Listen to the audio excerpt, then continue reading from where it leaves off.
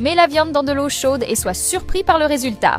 Je vais ajouter 5 gousses d'ail dans cette casserole avec de l'eau chaude. Une cuillère à soupe de romarin, une cuillère à soupe de persil séché. Je vais bien mélanger.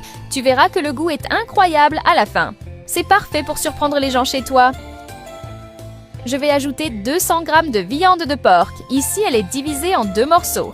Tu peux refaire le même processus avec l'autre morceau.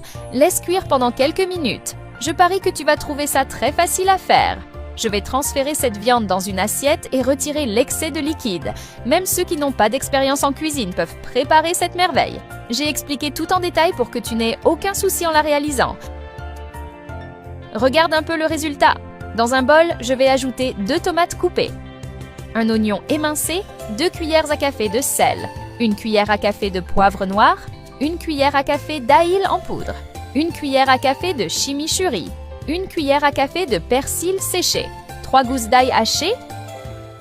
Je vais bien mélanger, sans me presser. C'est le genre de recette qui impressionne par sa saveur. Même avec des ingrédients simples, comme ça, c'est déjà parfait. Ces ingrédients se marient très bien avec la viande, tu verras. Je vais répartir les ingrédients sur les morceaux. N'hésite pas à bien les étaler. Et avant que j'oublie, dis-moi de quelle ville tu nous regardes pour que je puisse t'envoyer un salut spécial. Le salut d'aujourd'hui va à Thierry Dubois de Montpellier. Je suis ravie que tu apprécies nos recettes. La saveur de cette recette plaît à tout le monde. C'est inratable. Je vais couvrir avec du film plastique et laisser mariner pendant 1 heure. Il n'y a pas de secret. Il suffit de suivre les étapes. J'ai déjà préparé la plaque avec du papier aluminium et du papier cuisson. Je vais y placer la viande. Je vais ajouter du romarin à volonté par-dessus. Ensuite, j'ajouterai 2 cuillères à soupe de beurre. Rien qu'en regardant, on sait déjà que le goût sera exceptionnel. Maintenant, je peux refermer le tout avec précaution. C'est la recette parfaite quand tu veux quelque chose de rapide et délicieux. Le secret réside dans la combinaison des ingrédients que j'ai utilisés.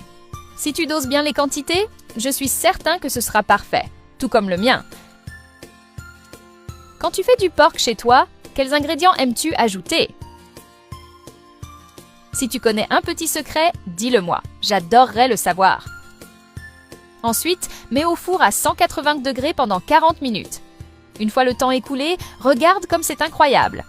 Je dois avouer que l'odeur de cette recette est aussi un des grands atouts. Même tes voisins vont en avoir l'eau à la bouche. Il ne reste plus qu'à mettre dans une assiette, couper et goûter cette merveille.